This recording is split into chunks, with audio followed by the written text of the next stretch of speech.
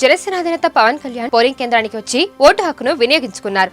తెలుగు సాంప్రదాయ చీరకట్టు బొట్టుతో వచ్చిన పవన్ సతీమణి పోలింగ్ స్టేషన్ వద్ద స్పెషల్ అట్రాక్షన్ గా నిలిచారు. గతంలో పవన్ సతీమణి పబ్లిక్ గా బయటకు వచ్చిన సందర్భాలు చాలా తక్కువ.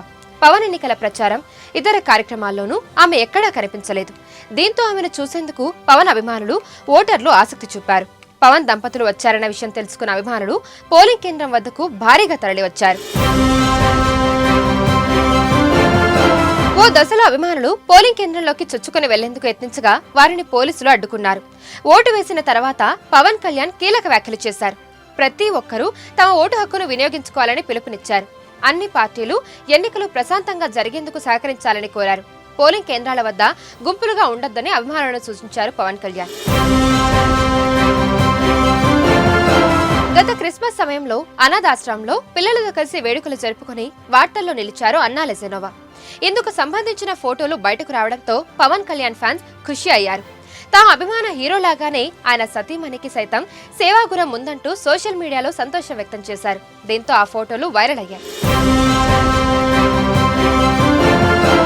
అన్నా లెజెనోవా రష్యన్ పౌరాలు. 2011వ సంవత్సరంలో తీన్మా సినిమా చిత్రీకరణ సమయంలో ఆయన పవన్ కళ్యాణ్ ను తొలిసారి కలిశారు. ఈ చిత్రంలో అన్నా లెజెనోవా చిన్న పాత్రలో నటించారు. అప్పటి నుంచే వారి మధ్య ప్రేమ చిగురించింది. కొంతకాలం సహజీవనం కూడా చేశారు. ఆ బంధాన్ని వివాహ బంధంగా మార్చాలనుకున్నారు. పవన్ తన రెండో భార్య రేణు దేశాయికి విడాకులిచ్చి మూడో పెళ్లి చేసుకున్నారు. వీరిది మతాంతర వివాహం. పవన్ కళ్యాణ్ హిందువు, అన్నా లెజెనోవా క్రిస్టియన్. స్పెషల్ మ్యారేజ్ యాక్ట్ కింద వీరి వివాహం జరిగింది. పెళ్లి తర్వాత నుంచి అన్నా లెజెనోవా రష్యా సాంప్రదాయాన్ని పూర్తిగా వీడి భారతీయ మహిళగా మారిపోయారు. కాటన్ వస్త్రాలను ధరిస్తూ సాదాసీదా జీవితాన్ని గడుపుతూ అందరినీ ఆశ్చర్యపరుస్తున్నారు. పవన్ కళ్యాణ్, అన్నా లెజెనోవాకు 2 పిల్లలు ఉన్నారు. కూతురు పేరు పొలెనా అంజనా, కొడుకు పేరు మార్క్ శంకర్ పవనోవిచ్. అన్నా మెగా ఫ్యామిలీతో కలిసిమెలిసి ఉండే విధానం చూస్తూ ఉంటే అందరూ ఫిదా అవుతుంటారు.